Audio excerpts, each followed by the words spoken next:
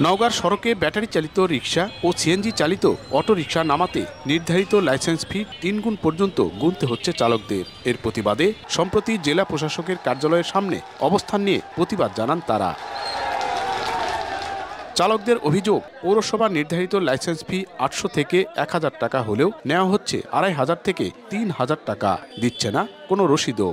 আমাদের এই লাইসেন্স মাত্র 500 টাকা করে দিত, এখন সেই লাইসেন্সটা নিচ্ছে 500 টাকা নিয়ে রসিদ দিত, এখন সেই লাইসেন্স নিচ্ছে 2600 টাকা 2200 টাকা।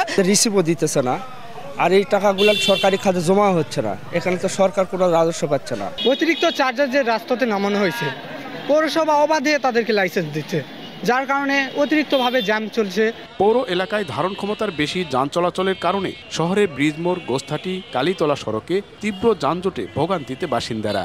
এই 6500 গাড়িগুলো যদি এই রোডে চলে, তাহলে এই ছোট শহরে চললে যদি চলে, তাহলে একটা অসুস্থ রোগী তো যেতেও পারবে না, সাধারণ কোনো লোকজনও তো রাস্তা পার হতে পারবে না। শ্রমিক নেতাদের দাবি, পৌর কর্মকর্তাদের লাইসেন্স বাণিজ্যের কারণেই তৈরি হচ্ছে জনদুর্ভোগ। তবে অভিযোগ অস্বীকার করেছেন পৌর কর্মকর্তা।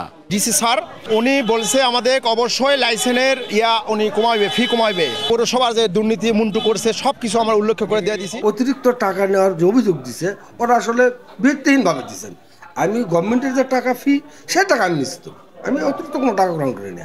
লাইসেন্স বাণিজ্যের অভিযোগ খতিয়ে দেখার পাশাপাশি যানজট কমানোর আশ্বাস জেলা প্রশাসনের। রেজিস্ট্রেশনের যে আপনার ফিটা, এটা কিন্তু অনেক আগে থেকে নির্ধারণ করা, এবং আমি খোঁজ নিয়েছি অন্যান্য যেগুলো পৌরসভা আছে, এটা খুব রিজনেবল। যানজট নিরসনের জন্য যে উদ্যোগটা পৌরসভা কর্তৃক নেওয়া হয়েছে, ইতিমধ্যে রোভার স্কাউটস, পুলিশ, আনসার এবং স্বেচ্ছাসেবী দল দ্বারা নিয়ন্ত্রণ করার চেষ্টা করছি।